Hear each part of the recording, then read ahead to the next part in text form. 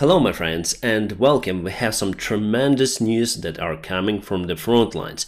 Today Ukraine struck the bridge of Chongar. This is over here. This bridge is very important for the Russian supplies. According to the information which is coming from the Russian side, Russia uses this road to supply 70% of all of their weaponry to the front lines in Zaporizhia and in Kherson. Actually, I'm quite surprised about that fact because there is also the railroad connection. It also has the bridge, and I thought that the Russian army mostly uses the railroad to supply its forces because historically it's like that. Russia uses mostly the railroads, but here they use the normal vehicle roads. We have even the moment of the bridge attack, so for sure this is the Storm Shadow cruise missile where there were two. I'm not sure. It could be the video issue because this cruise missile moves very fast, so we see it as two. Actually it's one,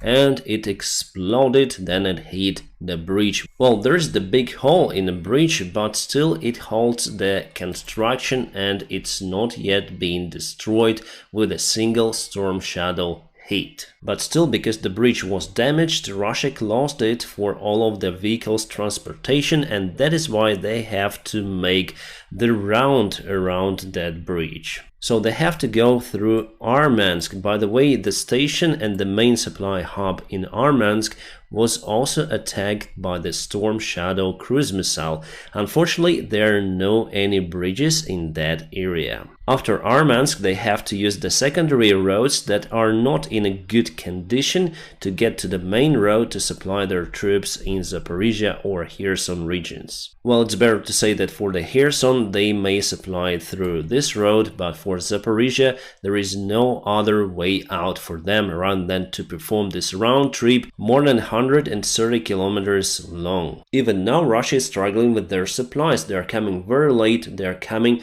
with a very poor quantity. But after the Chongar bridge is cut, Russia may face the catastrophic outcomes for their supplies. It's not coming yet since they have the alternate route, but to organize that stuff, well, I don't think that they'll organize it properly. So what they did before, they delivered all of the goods to Jankoy, and after Jankoy they took the normal roads, the red route to get to Melitopol. Now this route doesn't exist any longer and the purple route is now in use. The gray route is also not good because the bridge over here is very narrow and unable to withstand the weight of the heavy vehicles. They also have the other alternate very long routes over here, but it goes very close to Novakhovka, very close to the front lines actually. So the purple route is the one that they will use since today. However, there were other strikes on the supply road that is leading to Melitopol. The road was targeted near to Yakimivka and in Melitopol itself. As you see, Ukraine little by little cut supplies for the Russian army in Zaporizhia region. The problem for the bridge is that the Ukrainian side is unable to use it in case of the advancement of Ukrainian army towards Crimea. Russia would have eliminated it in any case, then Ukrainian army start to advance to Crimea, so we would lose it in any case. So that is why it's better to do it right now to cut supplies for the Russian Federation. As you can see, there are lots of the lakes and water obstacles in that area, and still there are some areas where Ukrainian army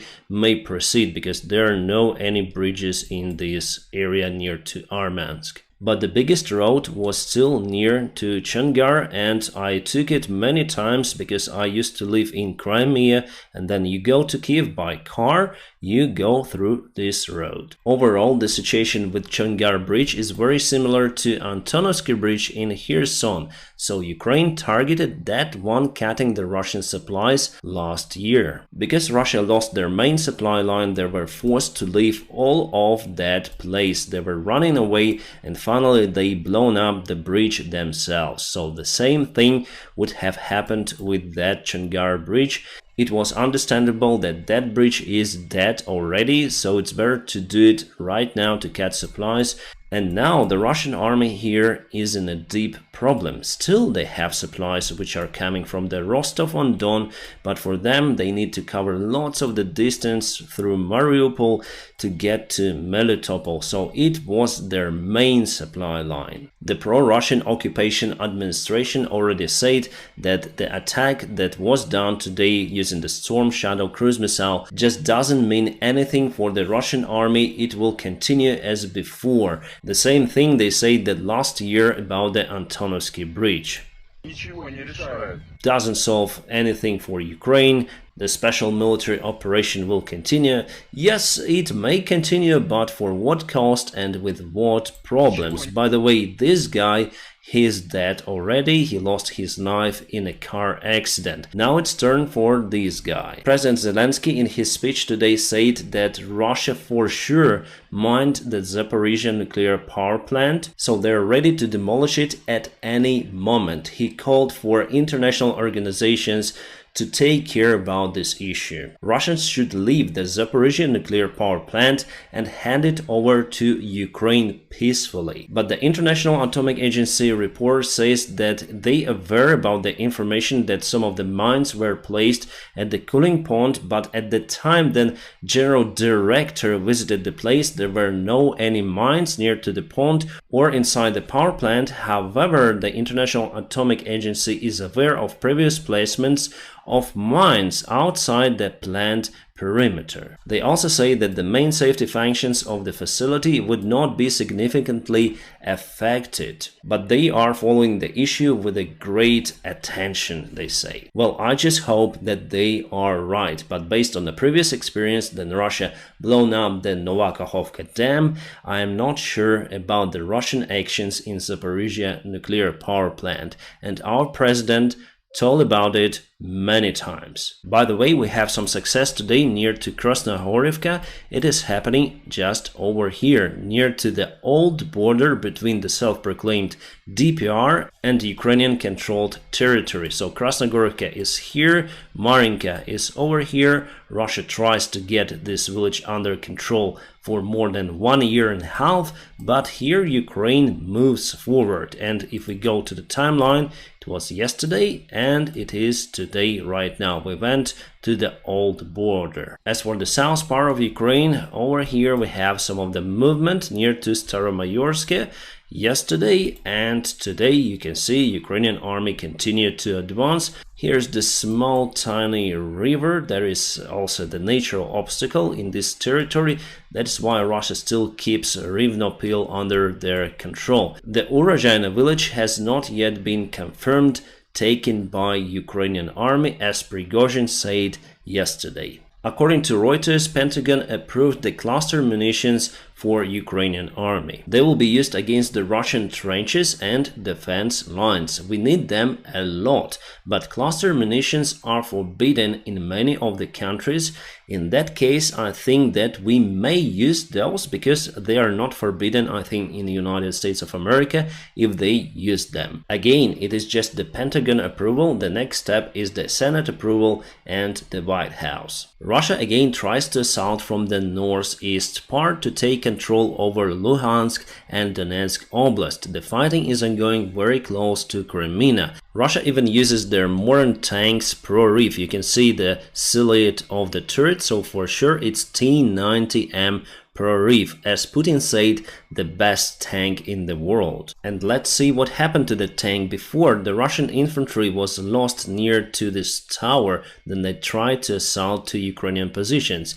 Well, here we have the tank, and here we don't have the tank because it probably hit the mine. So it doesn't really matter what tank do you have, the best one or the worst one, the mines will do their job. There were some other videos published today, but I shared them on my Telegram channel, not on this resource. I have the link in the video description, so you may check my Telegram for more information from the front lines, let's say. Russia lost one more helicopter, this time in Belarus during the normal training flights.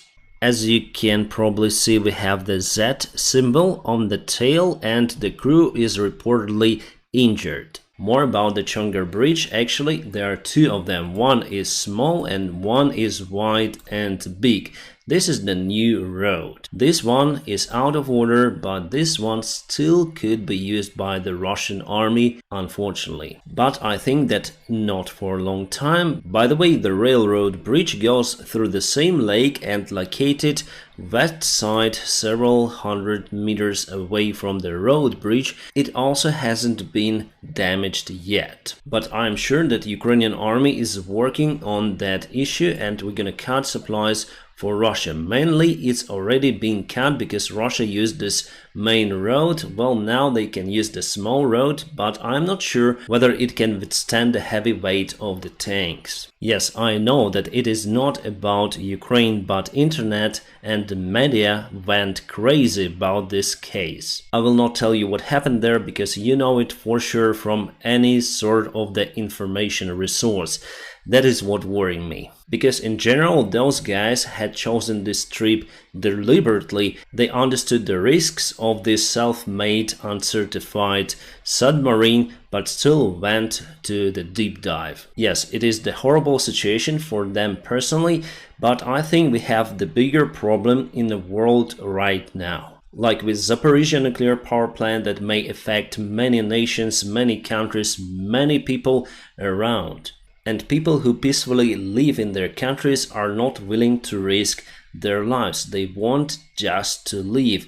They don't want to be exposed to the radiation fallout or something. So I think that information should be spread around the same way as this information was spread around everywhere. Maybe I'm wrong, but we don't have the proper reaction to much global and much more terrible events that happen to people. Sometimes I think that the situation in the world develops in the way that we all could be in that submarine. It seems like the world leaders are not willing to control this submarine at all, and the main anchor, Putin, with his crazy Russian empire, is towing us all to the deep problem. There is the resolution project that will be voted in the Senate saying that United States of America should respond in case Russia would use the nukes on Ukrainian territory, because by doing so the radiation may touch the other countries, the countries of NATO. Well, that is interesting, but do you really think that United States would respond in case of the Russian nuke attack on Ukraine?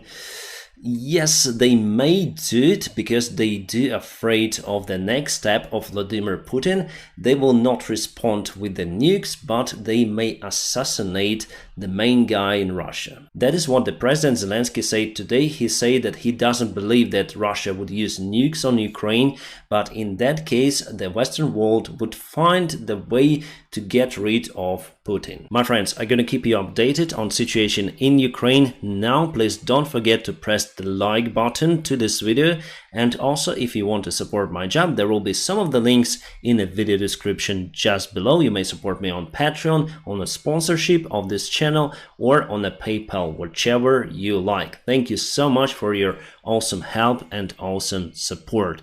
I wish you all a peaceful sky wherever you are, and have a great time.